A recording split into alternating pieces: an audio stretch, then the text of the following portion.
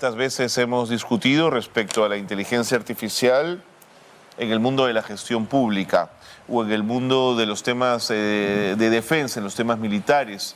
¿Cuántas veces hemos hablado de inteligencia artificial para los temas económicos y de banca? Pero pocas veces se habla de la inteligencia artificial en educación. Y allí quizás tiene un espacio extraordinario para fortalecer competencias en nuestros estudiantes. ¿Qué tal si Carla Gamberini nos ayuda un poquito a entender cómo la inteligencia artificial puede dar un salto gigante e importante? ¿Cómo estás, Carlita? Qué gusto conversar contigo siempre. Bienvenida. ¿Qué tal, Carlos? Buen día. Buen día. Un gusto estar aquí. Y hoy quiero traer algo diferente de problemáticas que por supuesto tenemos. Les quiero traer algo de innovación, que de hecho es donde radica más mi expertise técnica. Así que vamos a hablar de inteligencia artificial en educación. ¿Y por qué? Porque son preguntas que están desatándose. Iniciamos un nuevo año escolar en 2 meses, iniciamos un nuevo ciclos universitarios y las herramientas están en el internet, son accesibles a estudiantes. Así que ¿cómo vamos a integrarlas o qué podemos hacer y cómo entenderlo? Entonces, inteligencia artificial en educación, vamos a hablar de qué es y vamos a hablar de beneficios, ventajas y miedos, por supuesto, de cómo insertarla en educación. De hecho, comienzo diciendo que la imagen que ustedes ven aquí es una imagen que yo he generado en un aplicativo gratuito de inteligencia artificial en 1 minuto. Así que sí, podemos hacer estas cosas y podemos hacerlo desde una computadora súper simple, simplemente sabiendo cómo hablarle a la inteligencia artificial. Entonces yo dije, profesora del Perú que trabaja inteligencia artificial en un salón de clases del Perú, y me generó esto. Y esto es lo que vamos a ver, qué tan positivo, qué tan negativo puede ser. Entonces vamos a la siguiente, ¿qué es la inteligencia artificial? Entonces creo que es bien importante entender que primero no nació el año pasado ni el anteaño. La inteligencia artificial ya existe en los sistemas diferentes desde más o menos 1950 y se potencia súper bien en 1980. Y se enfoca en la creación de sistemas que pueden realizar tareas que generalmente requieren inteligencia humana. Es decir, tareas como aprender, que quiere decir tomar una información, repetirla y poder transcribirla de otra manera, por ejemplo, la comunicación de información, el reconocimiento de voz y de imágenes. Entonces ya hay sistemas que hacen esto. Creo que los más familiares para la mayoría son estos chatbots, ¿no? Entonces cuando, por ejemplo, yo me quiero comunicar con alguna empresa de telefonía o me quiero comunicar, incluso para algunos aplicativos pedir una pizza, tengo un chat que me responde y me dice, hola, soy tu asistente virtual, ¿qué sabor de pizza necesitas o cuál quieres? Eso es inteligencia artificial y eso ya lo teníamos presente bastante. Pero ¿qué ha pasado en los últimos años? Estas tecnologías se han potenciado un montón y se han expandido a todos los campos que Carlos mencionaba, al sistema financiero, al sistema de gestión y por supuesto que se han expandido a la educación. De hecho, todos nosotros usamos un sistema de inteligencia artificial que tiene mínimos componentes, que son los buscadores de Internet. Los buscadores de Internet como Google ya tienen un poquito de inteligencia artificial y hoy han sido mucho más elevados y perfeccionados. Entonces, ¿qué pasa con la inteligencia artificial y cómo la integramos en educación? Ya que está presente en todas nuestras vidas. Vamos a la siguiente diapositiva. Carla, solamente sobre el chat, decirte que a mí me ha pasado, como lo has mencionado, que he creído estar hablando con una persona por lo bien pensado que está el manejo de las respuestas que esa inteligencia nos está proponiendo en la conversación. Tan es así que abro con por favor y termino con gracias, pensando que hablo con una persona y estoy hablando con una máquina, Carla. Claro que sí, además le ponen un avatar o una fotito, claro. Y le ponen, no sé, saluda a Lucy. Entonces es como... Y a veces, efectivamente, cuando luego te pasan del asistente virtual a la persona que te va a atender, es casi la misma conversación. Tal cual. Entonces, ¿qué ha pasado? ¿Cómo se ha logrado esto? La inteligencia artificial ha sido entrenada lo suficientemente bien. Entrenada quiere decir absorbido la cantidad de información y ha sido entrenada en cómo tomar. Si el cliente me dice A, yo le digo B, yo le digo C, y por supuesto que hay entrenamientos más amplios que eso, para lograrlo. Sin embargo, todo esto, y quiero comenzar con esta parte, con descartar o con abordar qué mitos y qué miedos trae para la educación. Entonces, lo primero, y esto es en todos los sectores, Lo primero que se dice es que la inteligencia artificial, con estos robots que además parecen superhumanos, van a reemplazarnos, ¿no? Y que van a reemplazarnos en todos los ámbitos, y en el caso de la educación dicen van a reemplazar a los docentes. Y aquí me atrevo a citar un poco a uno de los especialistas en inteligencia artificial del Perú, que es Jorge Bocio, que él está en la UPC.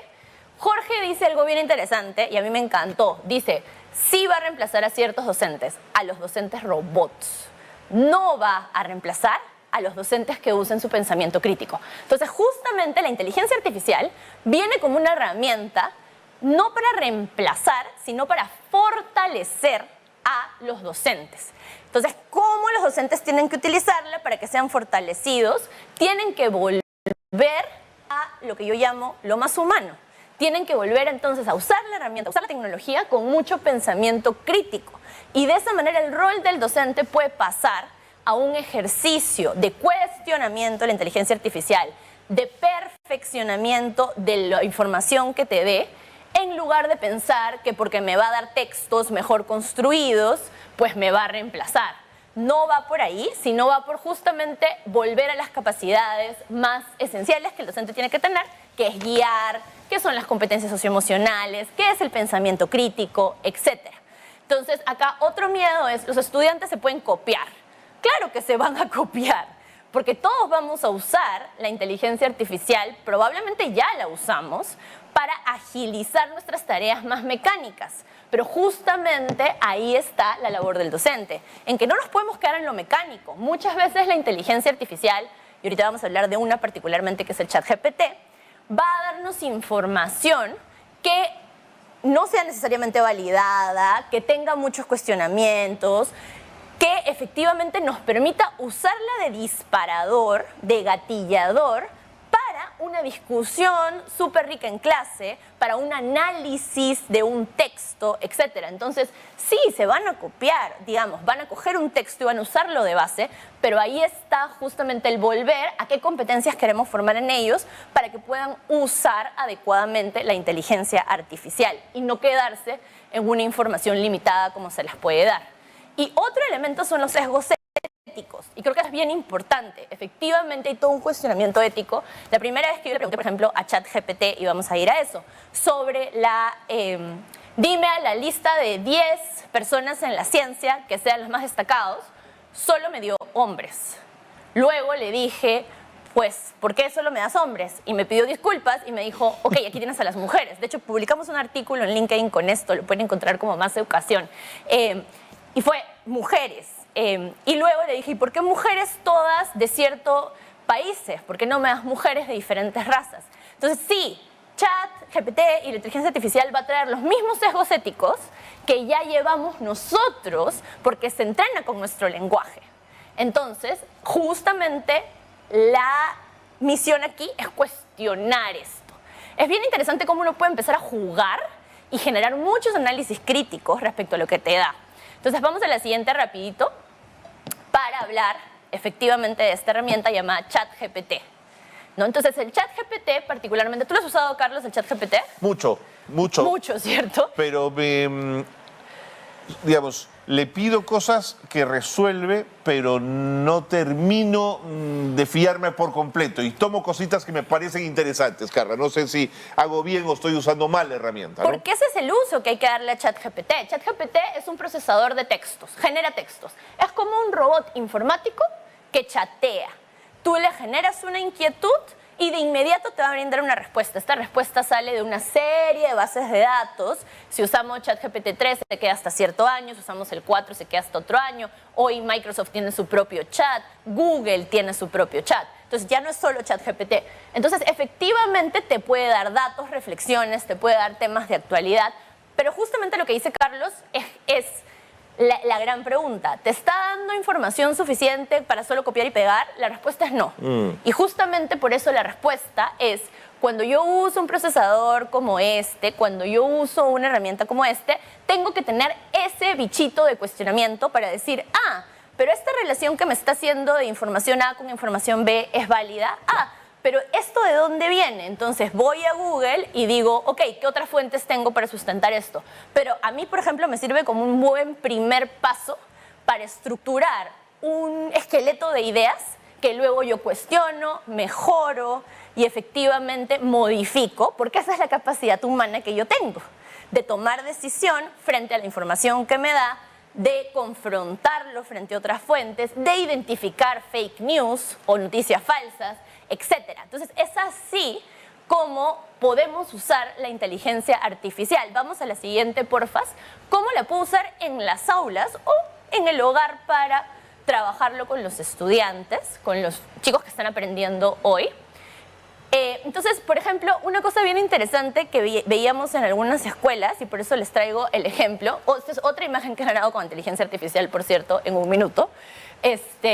Por ejemplo, criticar el contenido, lo que decía Carlos, ¿no? Yo busco información sobre cómo funciona el sistema de venta de entradas, volviendo al otro tema, en otros países.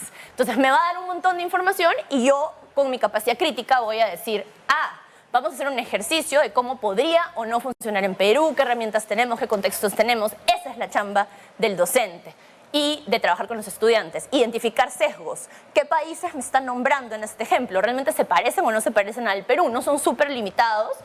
¿O de dónde están saliendo estas fuentes? Otra cosa que hacen los docentes que es súper interesante es conversaciones con personajes históricos. Entonces, por ejemplo, ponen a conversar a un héroe nacional, como puede ser Miguel Grau, con un adolescente de secundaria que le pregunte cosas y que lo cuestione desde la perspectiva de hoy. Y esto es muy interesante. O pones a conversar a dos literatos. Y esto es muy interesante porque tienes la información para hacerlo y tienes la base entonces para luego analizar y criticar, que esa es la capacidad humana. Resolución de problemas matemáticos. De hecho, hay ejemplos en TikTok de esto, de profesores de matemática que le dan un problema, ChatGPT lo resuelve y luego en la clase se analiza cómo lo hizo, qué errores tiene, dónde faltó ahí un poco más de reflexión crítica para llegar al final del problema, etc. Dilemas éticos y muchos más. Hay 1000 maneras para usarlo, no necesita cada estudiante un dispositivo, sino que lo puedo usar yo con mi dispositivo móvil y un proyector en el aula. Entonces, ¿y por qué usarlo? Porque los chicos ya lo van a hacer. Los chicos ya lo están haciendo, muchos de nosotros lo estamos utilizando para nuestros oficios regulares. Entonces hay que formar a los chicos en lo más importante, que es cómo usarlo bien. Y con esto termino. Y he resaltado esta frase, que creo que es lo más importante. Para usar la inteligencia artificial, y hoy solo hemos hablado un poquitito de ChatGPT, pero hay un montón de cosas de las que podríamos hablar. Lo que tenemos que hacer en las aulas y en la formación de los chicos es volver a lo más humano. Es justamente no tratar de asimilarnos a la herramienta, no tratar de que la herramienta nos dé miedo, sino usar la herramienta para volver a lo más humano, que es nuestro pensamiento crítico. Entonces, fortalecer el aprendizaje para cada estudiante podemos hacerlo, por ejemplo, cogiendo cosas específicas que nos dé la inteligencia artificial para trabajar cada problema de aprendizaje, recibir atención que necesita específicamente. Hay plataformas que te hacen ejercicios para cada chico de acuerdo a su nivel.